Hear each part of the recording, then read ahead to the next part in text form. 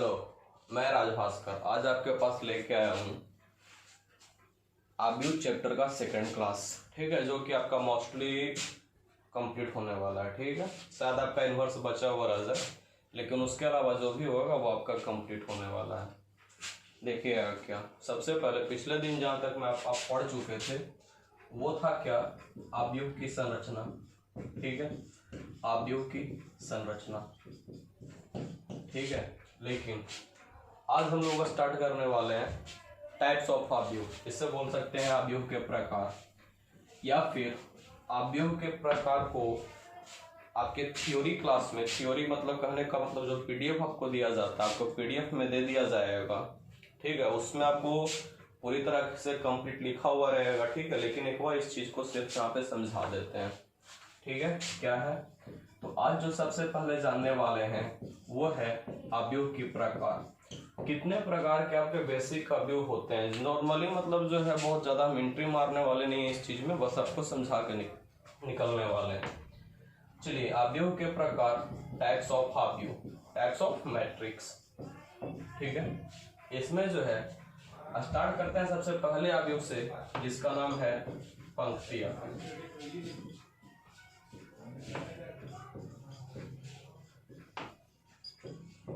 जिसे कि इंग्लिश में रो मैट्रिक्स भी कहा जाता है, पंक्ति आव्यूह। तो नॉर्मली समझ लीजिए क्या, वैसा आव्यूह। ठीक है, वैसा आव्यूह जिसमें पंक्तियों की संख्या एक होगी उसे पंक्ति आव्यूह कहा जाएगा, जिसे रो मैट्रिक्स भी कह सकते हैं। मतलब क्या हुआ, नॉर्मली आप याद कीजिए, सीधे बोलिए पंक्ति आव्यूह है ना, इसका मतलब पंक्ति की संख्या क्या होगी, एक होगी। ठीक है, इसका अगर एग्जाम्पल दे दें तो देखिएगा, ये इसका एग्जाम्पल हो गया। ठीक है, दूसरा में यही आता है स्तंभाव्यूह। ठीक है, स्तंभाव्यूह, स्तंभाव्यूह का मतलब क्या हो गया, कॉलम मैट्रिक्स। ठीक है, कॉलम मैट्रिक्स, स्तंभाव्यूह। तो जैसे आप समझ सकते हैं पंक्ति आव्यूह अर्थात पंक्ति की संख्या एक है, स्तंभ आव्यूह मतलब क्या हो जाएगा, स्तंभ की संख्या एक। मतलब वैसा आव्यूह जिसमें स्तंभों की संख्या एक होगी उसे स्तंभ आव्यूह कहा जाएगा। एग्जाम्पल अगर लिख दें तो इसी को आप सजा के लिख सकते हो इस तरीके से। देखिए, स्तंभों की संख्या कितनी है, एक, और इसमें पंक्तियों की संख्या कितनी है, एक। रिस्ट्रिक्शन क्या है जो सोचिएगा, अगर पंक्ति आव्यूह है तो पंक्ति की संख्या एक होगी, और यदि स्तंभ आव्यूह है तो स्तंभ की संख्या एक होगी। उसके अलावा कुछ भी हो सकता है, जैसे पंक्ति आव्यूह है तो स्तंभ की संख्या के लिए कोई रिस्ट्रिक्शन नहीं है, और अगर स्तंभ आव्यूह है तो पंक्ति की संख्या के लिए कोई रिस्ट्रिक्शन नहीं है। आप तीसरा में जानेंगे वो क्या है, तीसरा में जानेंगे वो है वर्ग आव्यूह। वर्ग आव्यूह जिससे कि आप स्क्वायर मैट्रिक्स के नाम से भी जानते हैं। वर्ग जिसे कि इंग्लिश में कहा जाता है स्क्वायर, और आव्यूह जो कि मैट्रिक्स, स्क्वायर मैट्रिक्स। तो सोचिए, आयत, आयत में जिस प्रकार लंबाई और चौड़ाई होता था, तो आयत को एक वर्ग का रूप देते हैं तो क्या होता है, बस एक थोड़ा सा चेंजिंग होता है। क्या, लंबाई और चौड़ाई आपस में क्या होता है, बराबर हो जाता है। इसका मतलब क्या हुआ, वर्ग आव्यूह का मतलब क्या हुआ, वैसा आव्यूह जिसमें पंक्ति की संख्या और स्तंभ की संख्या क्या होगी, समान होगी, उसे क्या कहा जाएगा, स्क्वायर मैट्रिक्स कहा जाएगा। कहने का मतलब जितना लंबा उतना ही चौड़ा, तो वो एक वर्ग कहा जाता है। तो यहाँ पे भी वही चीज, जितना पंक्ति उतना ही स्तंभ, तो क्या कहा जाएगा, वर्ग कहा जाएगा। ठीक है, इसका अगर एग्जाम्पल देने का बात किया जाए तो नॉर्मली समझ लीजिए 1 2 3 4, ये तीनों जो एग्जाम्पल है ये आपको स्टार्टिंग पॉइंट में, सबसे स्टार्टिंग में भी एग्जाम्पल देके समझाया गया था। देख लीजिएगा, यहाँ पे पंक्तियों की संख्या कितनी है, 1 2, और स्तंभों की संख्या कितनी है, 1 2। कहने का मतलब पंक्ति भी 2 और स्तंभ भी 2, इसका मतलब है कि इसका क्रम हो जाएगा 2/2। तो समझिए, m का वैल्यू भी 2 और n का वैल्यू भी 2। मतलब क्या हो गया, वर्ग आव्यूह। वर्ग आव्यूह का मतलब ही होता है वैसा आव्यूह जिसमें पंक्तियों की संख्या और स्तंभों की संख्या आपस में समान होगी, उसे वर्ग आव्यूह के नाम से जाना जाएगा। ठीक है, अब इसके बाद जितने भी आप अवयव के बारे में पढ़ने वाले हैं वो सारा आपका वर्ग अवयव के अंदर में ही आएगा। जैसे इसके अलावा चौथा पढ़िएगा, ठीक है। लेकिन एक बात आप समझ लीजिए, इन तीनों से रिलेटेड एक क्वेश्चन होता है। अगर आपसे कोई पूछे, कोई भी पूछ सकता है, एक वैसे अवयव का एग्जाम्पल दीजिए जो पंक्ति अवयव भी है, स्तंभ अवयव भी है और साथ में वर्ग अवयव भी है। कहने का मतलब आपसे क्वेश्चन क्या पूछा हुआ है, एक ऐसे अवयव का एग्जाम्पल दीजिए जिसके की जो कि पंक्ति में भी शामिल हो, स्तंभ में भी शामिल हो और वर्ग अवयव में भी शामिल हो, तो क्या हो सकता है। तो सोचिए कंडीशन क्या बनता है। पंक्ति अवयव जिसमें पंक्तियों की संख्या क्या होगी 1, स्तंभ अवयव जिसमें स्तंभों की संख्या क्या होगी 1, और वर्ग अवयव जिसमें क्या होगा m और n आपस में क्या होगा बराबर होगा। तो देखिए m और n को आपस में बराबर होना चाहिए और साथ ही दोनों का वैल्यू भी कितना के बराबर होना चाहिए 1 के बराबर होना चाहिए। इसका मतलब कि वही अवयव एग्जाम्पल हो सकता है जो 1/1 का रहेगा। 1/1 करने का मतलब क्या, तो m का वैल्यू भी 1 और n का वैल्यू भी 1। मतलब क्या हो, अगर आप इसका एग्जाम्पल देना चाहें तो वैसा अवयव जो कि पंक्ति में भी हो, स्तंभ में भी हो और वर्ग में भी हो, उस टाइप के अवयव का क्रम का सिर्फ एक ही आंसर हो सकता है जो है 1/1। कहने का मतलब 1/1 ही ऐसा अवयव है जो कि इन तीनों की गिनती में से आएगा। अगर आपको अवयव के लिए एग्जाम्पल पूछे तो बहुत सारा चीजें दे सकते हैं, 5, 1, 6, 7। देखिए जितना भी सिंगल पीस अवयव है वो सारा आपका इन तीनों की गिनती में आ जाएगा। अगर इनमें से किसी का भी क्रम आप निकालो तो 1/1 ही होता है। चलिए अब आगे देखते हैं।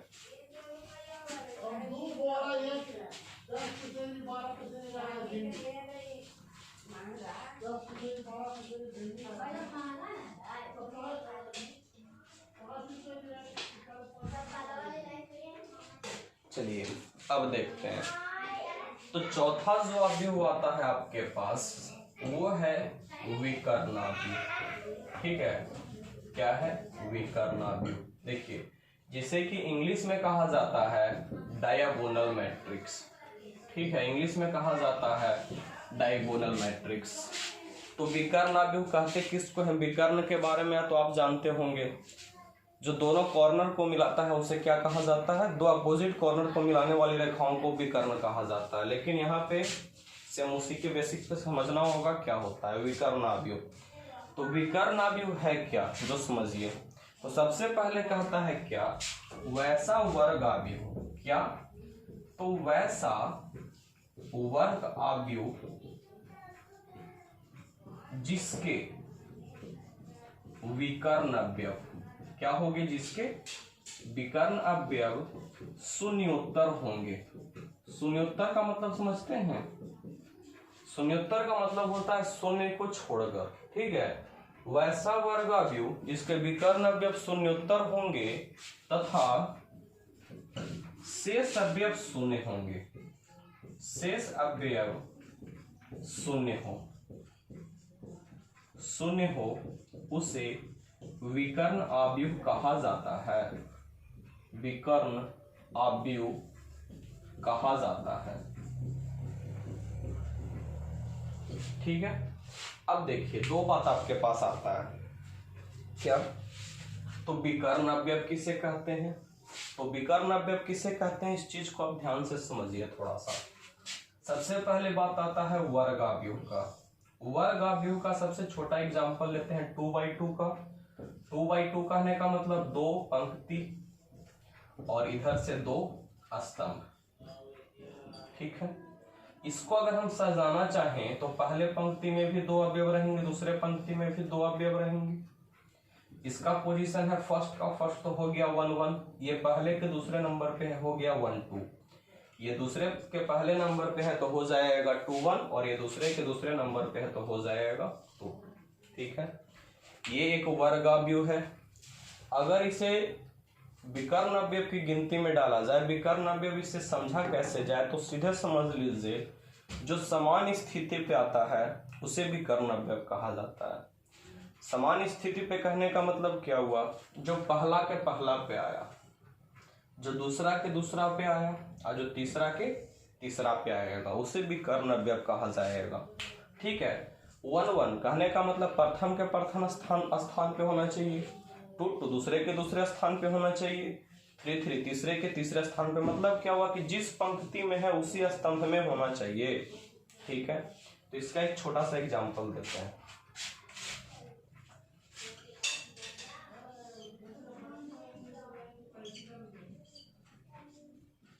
अगर क्वेश्चन 2/2 का है, ठीक है, अगर एग्जांपल 2/2 का देते हैं तो 4 जगह होगा। इन चारों जगह में से आपको क्या पढ़ा हुआ है कि विकर्ण अवयव शून्योत्तर होंगे, शून्य को छोड़कर होंगे। तो कहने का मतलब पहला का पहला और दूसरा का दूसरा शून्य को छोड़कर होगा, और बाकी जो अवयव होंगे वो क्या होंगे, शून्य होंगे। उसे विकर्ण अवयव कहा जाएगा। तो क्या समझ में आया? हाँ, चलिए एक और एग्जांपल देख लेते हैं 2/2 का ही। देखिए 2/2 है मतलब कितना पोजीशन, 4 पोजीशन, जिसमें विकर्ण अवयव शून्य को छोड़कर होंगे। शून्य को छोड़कर कहने का मतलब कुछ भी हो सकता है। ठीक है। लेकिन बाकी जितने भी अवयव होंगे वो क्या होंगे, शून्य होंगे। इसे विकर्ण अवयव भी कहा जाएगा। ये जो है आपका 2/2 का एग्जाम्पल है। एक एग्जाम्पल जो हम लेते हैं वो लेते हैं 3/3 का। तो 3/3 का एग्जाम्पल हम आपके पास लेंगे, देखिएगा थोड़ा सा बड़ा हो जाएगा उससे। 3/3 कहने का मतलब क्या, 3 पंक्ति और साथ में 3 स्तंभ, यही होगा ना। चलिए अब इसमें देखते हैं कि क्या होता है। देखिए 3/3 अवयव है तो इसमें टोटल अवयवों की संख्या कितनी होगी, बोलिएगा। तो 3 3 9, कुल अवयवों की संख्या हो गया 9, मतलब 9 स्थिति हो जाएगा। पहले पंक्ति में 3, दूसरे में भी 3 और तीसरे में भी 3। आप डिफिनेशन जानते हो, वैसा वर्गाव्यूह। देखिए ये वर्गाव्यूह है या नहीं, तो हाँ आपस में समान है, वर्गाव्यूह है। वैसा वर्गाव्यूह जिसके विकर्ण अवयव शून्योत्तर होंगे, शून्य को छोड़कर होंगे। तो विकर्ण अवयव शून्य को छोड़कर, विकर्ण अवयव कहते किसको है, तो पहला का पहला, दूसरा का दूसरा और तीसरा का तीसरा, इन तीनों को छोड़कर बाकी सारा क्या होगा, शून्य हो जाएगा। इसे क्या कहा जाएगा, तो विकर्ण अवयव कहा जाएगा। ठीक है, ये आपका कंप्लीट होता है। चलिए विकर्ण अवयव आप जैसे ही खत्म करते हैं उसके बाद जो आएगा वो आ जाएगा आपका क्या है, तो इकाई अवयव। ठीक है, 5वां जो प्रकार आप पढ़ोगे वो है इकाई अवयव।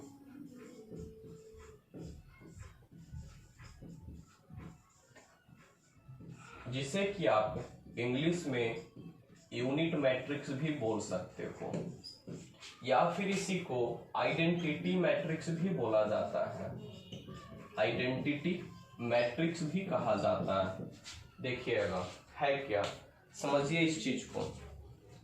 देखिए जब आप विकर्ण अवयव पढ़े थे तो क्या डिफिनेशन लिखे थे, वैसा वर्ग अवयव जिसके विकर्ण अवयव शून्योत्तर हो तथा शेष अवयव शून्य हो। अब बस यही डिफिनेशन थोड़ा सा चेंज हो जाएगा। चेंज क्या हो जाएगा जो देख लीजिएगा। देखिए सेम डिफिनेशन रहेगा, वैसा वर्ग अवयव जिसके विकर्ण अवयव शून्योत्तर नहीं होंगे, शून्योत्तर नहीं, बस थोड़ा सा चेंजिंग क्या होगा वो देखिए, जिसके विकर्ण अवयव 1 होंगे, फिक्स है, जिसके विकर्ण अवयव 1 हो तथा शेष अवयव शून्य हो, उसे क्या कहा जाएगा, तो विकर्ण अवयव नहीं, उसे थोड़ा सा बस चेंजिंग किए हैं, उसे इकाई अवयव कहा जाएगा। कोई दिक्कत नहीं, सेम चीज विकर्ण अवयव में है, विकर्ण अवयव कुछ भी हो सकते हैं, शेष अवयव शून्य, और इकाई अवयव में है इकाई अवयव में अंतर क्या है कि क्या हो जाएगा, विकर्ण अवयव 1 होंगे, बाकी शेष अवयव क्या हो जाएंगे, शून्य के बराबर हो जाएगा।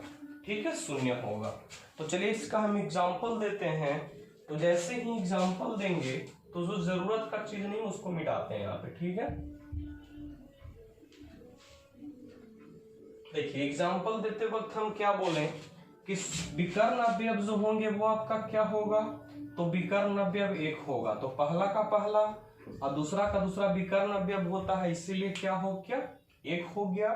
शेष अवयव क्या हो गया, शून्य हो गया। चलिए इसको लिखें या इसको लिखें, बात तो बराबर होगा। अगर हम इसमें डिफिनेशन देना चाहें तो विकर्ण अवयव को हम मिटा देते हैं। हम क्या पढ़े हैं कि विकर्ण अवयव एक होगा, विकर्ण अवयव जितना भी है वो एक होगा, बाकी सारे अवयव कितने के बराबर होंगे, शून्य के बराबर होंगे। यही जो है डिफिनेशन और एग्जांपल हो गया किस चीज का, इकाई अवयव का। अब देखिए इसमें एक छोटा सा और पॉइंट है, इसे जो है ना, इसे आई से सूचित किया जाता है, कैपिटल आई से, इसे आई से सूचित किया जाता है। ठीक है, कहने का मतलब इसका नाम जनरली क्या होगा, आई होगा।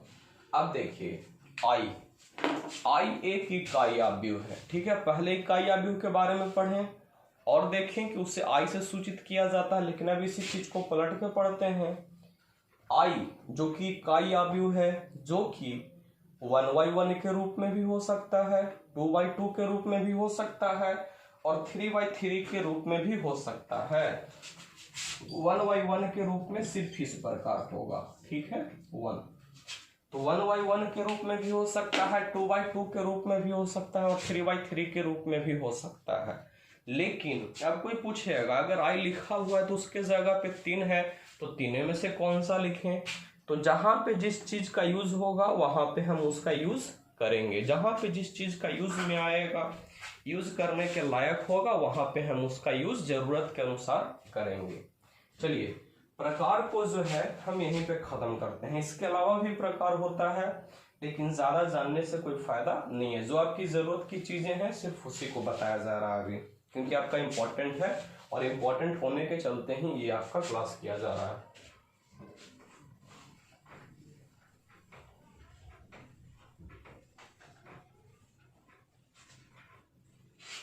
चलिए अब जो आपके पास आएगा, अब आएगा पॉइंट, वो क्या है, तो वो है आपका अवयव की संक्रियाएं। ठीक है, अवयव की संक्रियाएं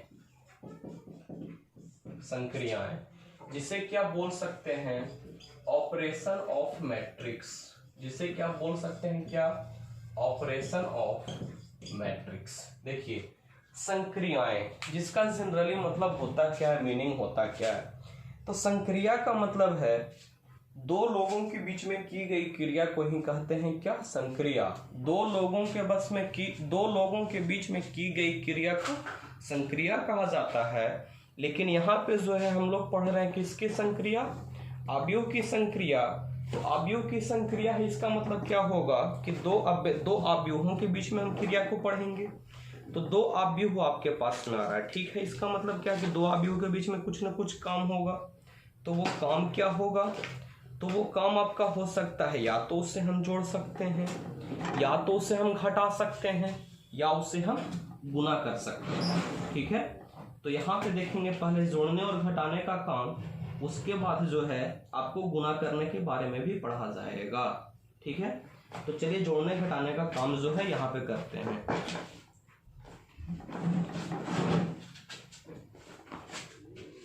देखिए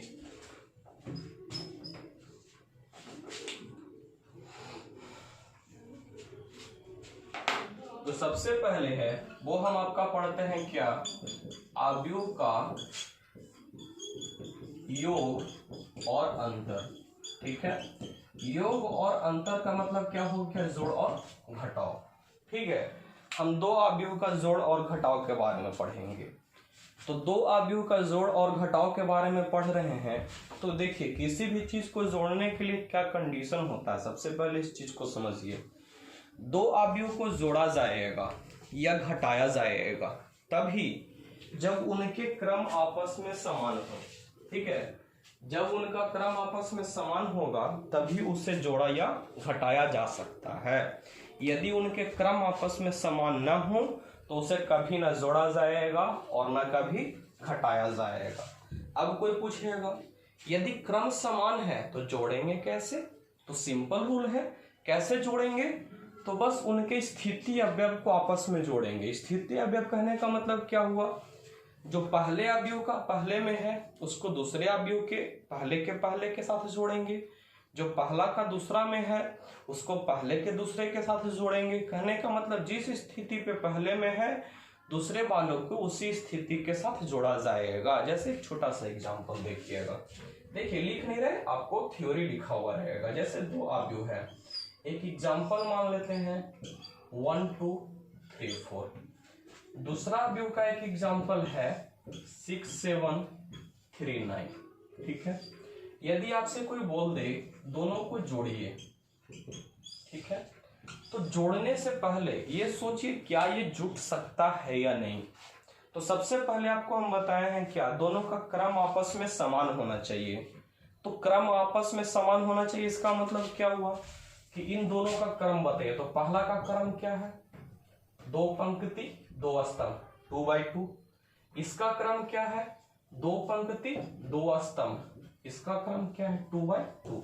तो देखिए क्या दोनों का क्रम समान है, तो हाँ है। तो एक बात आप निश्चित कर लीजिए कि जिस क्रम का अवयव है उसी क्रम का आंसर भी आएगा। तो आंसर कितना का आएगा, 2/2 का आएगा। अब क्या जोड़ने का कंडीशन है कि यदि दो अवयव के क्रम आपस में समान है तो उसे जोड़ा जाएगा या घटाया जाएगा। लेकिन जोड़ेंगे तो कैसे, तो उनके स्थिति अवयव को जोड़ा जाएगा या उनके स्थिति अवयव को घटाया जाएगा। तो उनकी स्थिति अवयव किसे कहते हैं, जो समझिए। स्थिति अवयव कहते हैं यदि पहले का पहले से लिया जा रहा है तो यहां भी दूसरे में पहले के पहले से ही हम काम करेंगे। तो चलिए जोड़ना है तो इन दोनों को जोड़ेंगे, तो 6 1 7, पहले को जोड़ चुके। स्थिति अवयव कहने का मतलब पहला का दूसरा है तो पहला के दूसरा के साथ ही जोड़ा जाएगा, 2 और 7 9। सेम कहानी, दूसरा का पहला है तो दूसरे के पहले के साथ ही जोड़ा जाएगा, और यदि दूसरा का दूसरा है तो दूसरे के साथ ही जोड़ा जाएगा। ये आपका क्या हो गया, आंसर हो गया। और अगर इसी में घटाने का बात किया जाए, कोई पूछे घटा के दिखाइए, तो कोई दिक्कत नहीं है, घटाने में भी क्रम समान होना चाहिए। जिस क्रम का क्वेश्चन है उसी क्रम का आंसर होगा। अब फर्क क्या है, जो देखिए घटाएंगे तो जैसे जोड़े हैं पहले को पहले से वैसे ही घटाएंगे पहले को पहले से। तो अगर पहले को पहले से घटाएं, 1 में से 6 जाएगा, कितना बचेगा -5। 2 में से 7 जाएगा, कितना बचेगा -5। 3 में से 3 जाएगा, कितना बचेगा 0। 4 में से 4 जाएगा, 4 में से 9 जाएगा, कितना बचेगा -5। यही आपका आंसर हो गया। ठीक है, किसी को कोई दिक्कत यहां तक का नहीं। चलिए अब इसके बाद जो एक छोटा सा क्वेश्चन देते हैं आपके पास, देखिएगा क्या हो।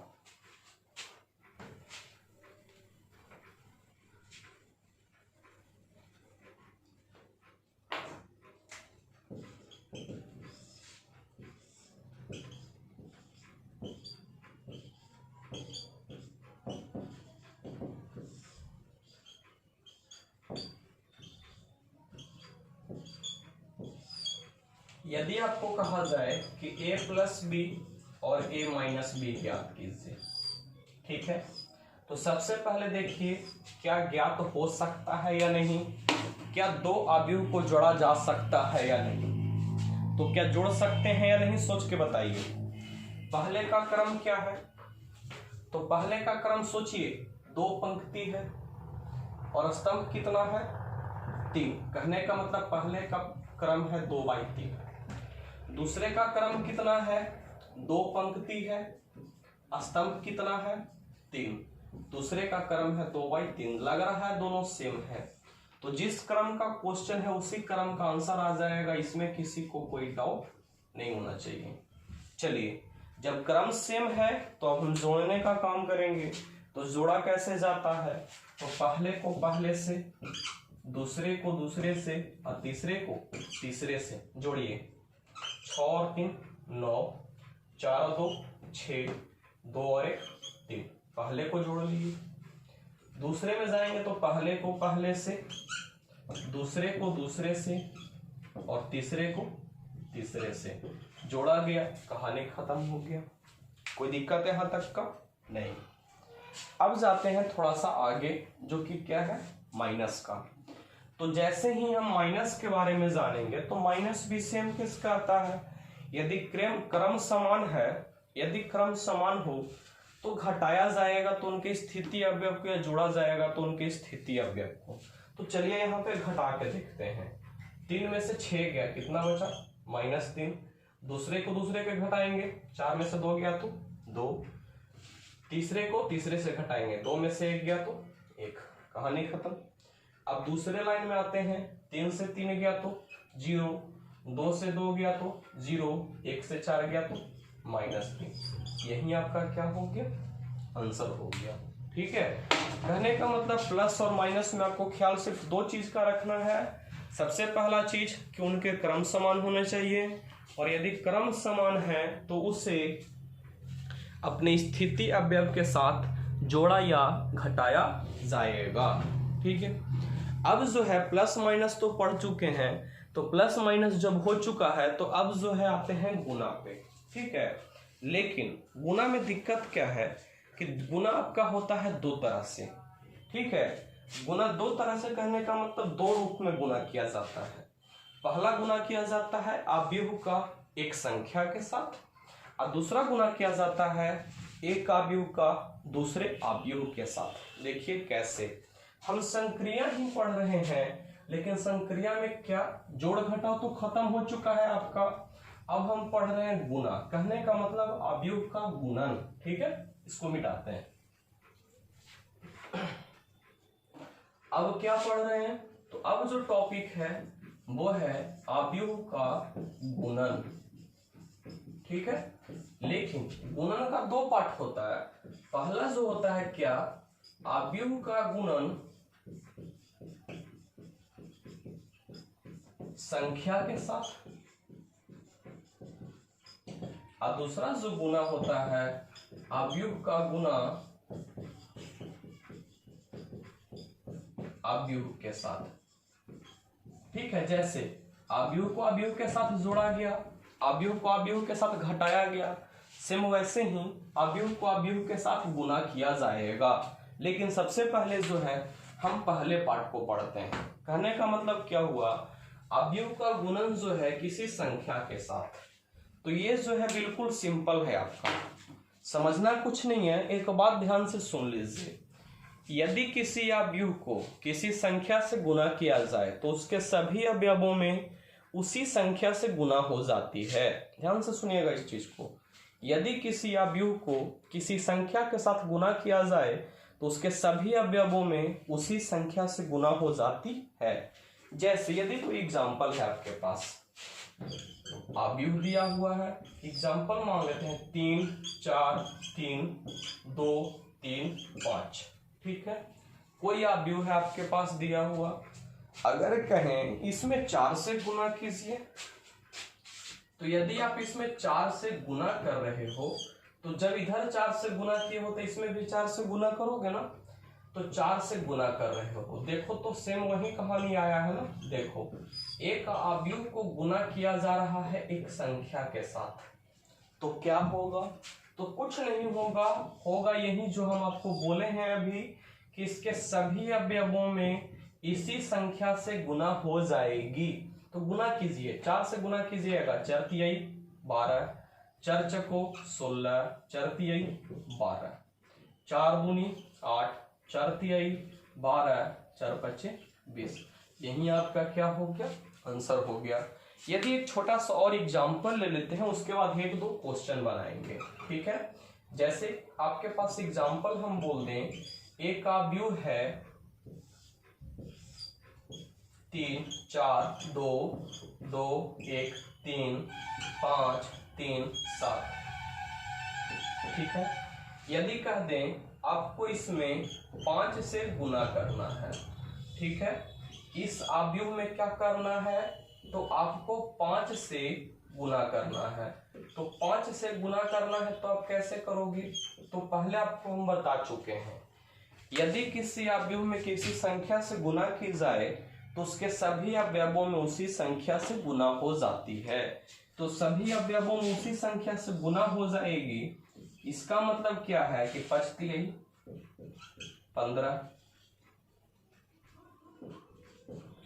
पंचको 20, 5 दूनी 10, 5 दूनी 10, 5 एकम 5, 5 तिहाई 15, 5 पचे 25, 5 तिहाई 15, 5 सत्ते 35। यही क्या हो गया आपका आंसर हो गया। ठीक है, कोई दिक्कत यहाँ तक का नहीं। देखिए इस पे जो क्वेश्चन होगा, कुछ क्वेश्चन हम आपको बनाने के लिए जो है देंगे आज शाम तक का। ठीक है, जो आपको मिल जाएगा। देखिए शायद मार्कर का इंक ना खत्म हो रहा है, इसीलिए क्लास यहीं पे अभी ओवर करते हैं। शायद हो सकता है शाम में या कल आपका व्यू क्लियर कर दिया जाएगा। वैसे थ्योरी जो है आपका आज ही टोटल क्लियर कर दिया जाएगा। साथ में अभी इस पे आधारित हम क्वेश्चन जो है आपको देंगे आज बनाने के लिए। और अवयव का गुणन अवयव के साथ, देखिए इसमें बचा हुआ क्या क्या है वो आपको बता दें। एक तो कि आपका ये बचा हुआ है, इसके बाद आपका बचा हुआ है परिवर्त। ठीक है, परिवर्त बचा हुआ है जिसे कि आप ट्रांसपोज के नाम से भी जानते हैं। और इसके बाद बचा हुआ है आपका प्रतिलोम। ठीक है, 3 टॉपिक आपका बाकी है जो कि तीनों आपका इंपॉर्टेंट है और 5 नंबर में, तीनों 5 नंबर में, इस 5 नंबर के लायक ही है। ये 3 टॉपिक बचा हुआ है जो कि आपका अगले क्लास में क्लियर होगा। यहीं तक अभी खत्म करते हैं, क्योंकि अगर पढ़ा दे मार्कर से, अगर लिख भी ना पाए, आपको नजर भी ना आए, तो समझिए वो दिक्कत वाली बात है। तो इसको अभी यहीं पे खत्म करते हैं। ठीक है, ओवर।